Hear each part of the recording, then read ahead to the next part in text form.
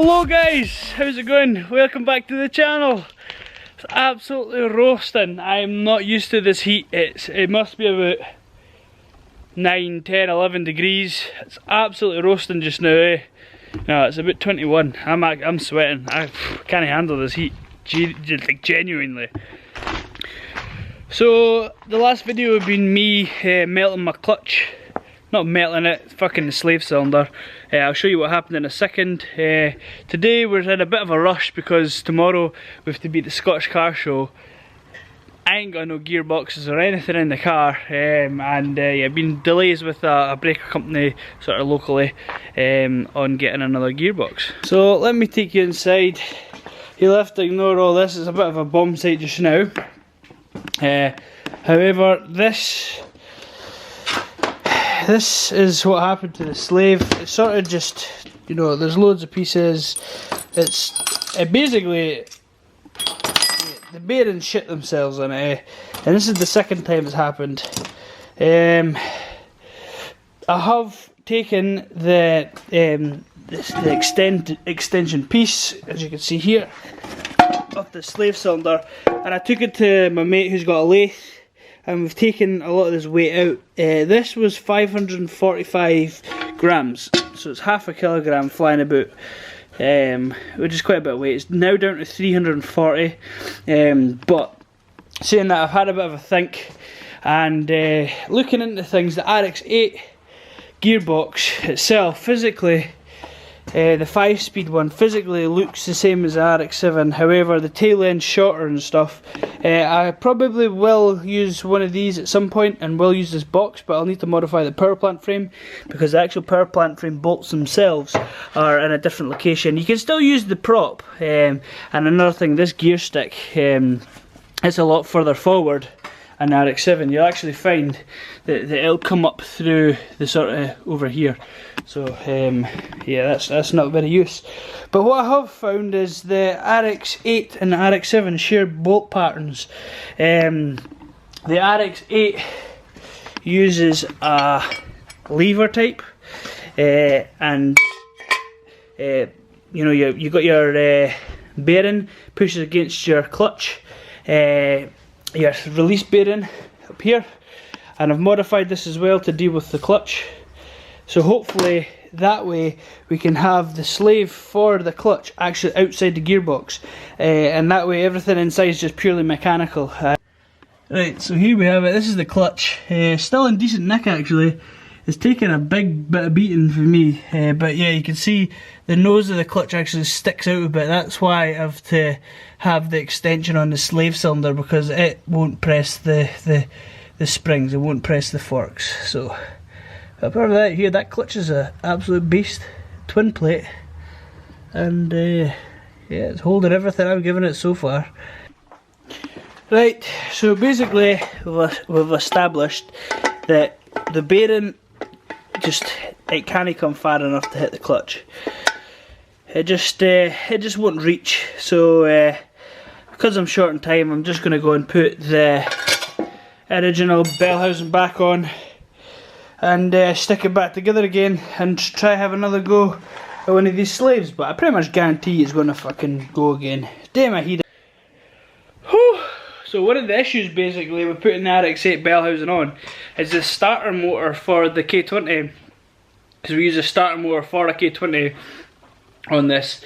It basically, you need to cut a section out the box, the RX-7 box and the RX-8 box, for that to fit.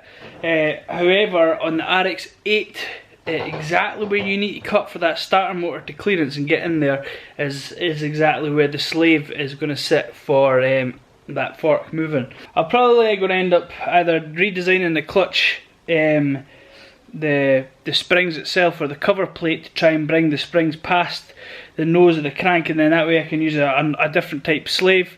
But you know, I'm a bit stuck for time just now. Scottish car show is happening literally tomorrow, and I haven't even took a sponge to the car yet. So yeah, I'm under a wee bit of pressure when it comes to time and stuff like that, so I'm just going to stick on this bell housing back on the RX-7 gearbox.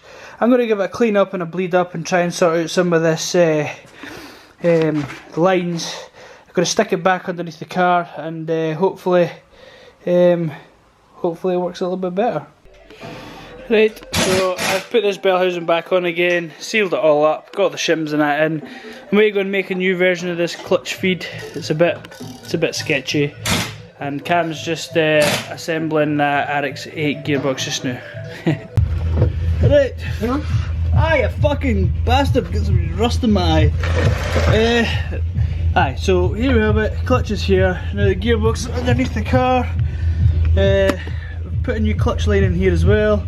We'll stuff that up in a wee second. What we're going to do now is get Cameron to put the jack underneath the gearbox, and we're going to lift it up and see if we can get it located. Right guys, gearbox is back on, and the clutch is bled. I'm sorry for you guys that wanted to see every single fucking detail about putting grease on my nuts and bolts and that, but wasn't happening. I'm not really in the mood today, and I've had a fucking cunt of a time with it, and it's no an easy job, and it's definitely no an easy job to film. So yeah, gearbox is back in. Next job, going to fire on the power plant frame and then stick on the prop, and when all that's tightened up, I'm then going to adjust the clutch bite point, but it's bled up fine, so we'll be able to see from there, and adjust the pedal so it can't overextend. I'm back in, and back out. Sound. So the clutch works. Das screamer pipe! Bop! It makes a hell of a racket. I'm actually going to plumb it back into the downpipe at some point, but won't be today. Right, now to get the power plant frame on, all connected back up to the def, and then the prop all bolted onto the def, and when that's all tight, the exhaust back on, and then I think we're going to see if she starts and drives and selects gear. I am getting proper pissed off with this car now. Fitted the gearbox, everything's back to normal. I haven't even got it started yet. Exhaust on, the fuel works. I look over, see a drip coming from the gearbox. The fucking slave's leaking already, man. I'm raging! Raging. So, hours it's taken us to get a fucking thing in. Well, these cars test you. Absolutely knackered. We're about 7 hours in now. Gearbox is back out. Brand new slave. When you pull it in a vacuum, as in to suck this thing full of fluid for sort of pre-bleeding it, the seal inside it flips inside out, so it's fucked. It's brand new, it's fucked, so I'm just, yeah, my head's not in the right place, so we're digging out this RX-8 box again, and we're just going to see if we can try and make this work. Yeah, so back to plan one. What I've done is I've had to extend this sleeve here, and I've also had to extend the pivot on the back end of this, the threads on that, and that way it just gives me further distance away. You can see the extra distance I've got now, basically, so it reaches the clutch. Like I said, the slave cylinder is going to be down here, right next to the starter motor, so I should be able to modify that from up here. We'll be putting it at some crazy angle, but yeah, it looks like it's going to work, so fingers crossed. Wait to take Cam home now. He's a bit sleepy. Can't hack this all night long shit.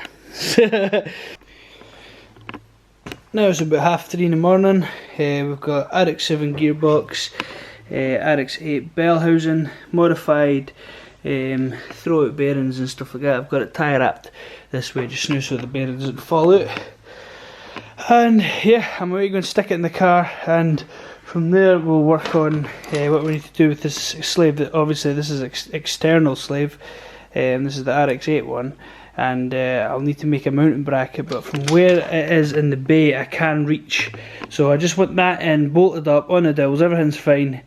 Then I'll get adjusting and making adjustments and make a bracket for the slave, and yeah, hopefully I won't need to take the box back off again. But it's going to be a bit of a nightmare of my own, but I'll just work with it and see how we go. Yep, if you could see that, balancing the jack and screwdrivers to try and get this beast up. Right, boxes in now, and I'm just wondering if you can see down here. Let's try and see if we can zoom in this camera. Yeah, now you can see that is the slave. Single bolt, bolting her in, but the back end of it pushes up against the bell housing, so that'll be strong enough, I think. And yeah, I'm going to pipe that up and give it a try.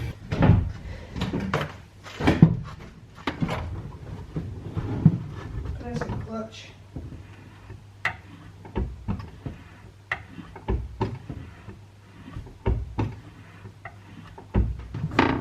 You put the prop in that on now, and then the exhaust, and then that'll do for the night. I'd love to have a set of ramps. Holy Christ, we're done. As you can see, the clutch is working again, props on, power plant frames on, gearbox fluid is tucked up. I've still put the gear lever and stuff like that on, I've still got that to do. However, look outside, look. It's getting daylight again. That's when you know you've been up late. But anyway guys, yeah. Thanks for watching, and I'm very sleepy. I'm going to my bed. I'll get up in a couple of hours, come back out, give this place a tidy up, do the finishing bits, and yeah, drive it to the show. Hopefully, if that clutch works, we'll see. Hey guys, catch you later.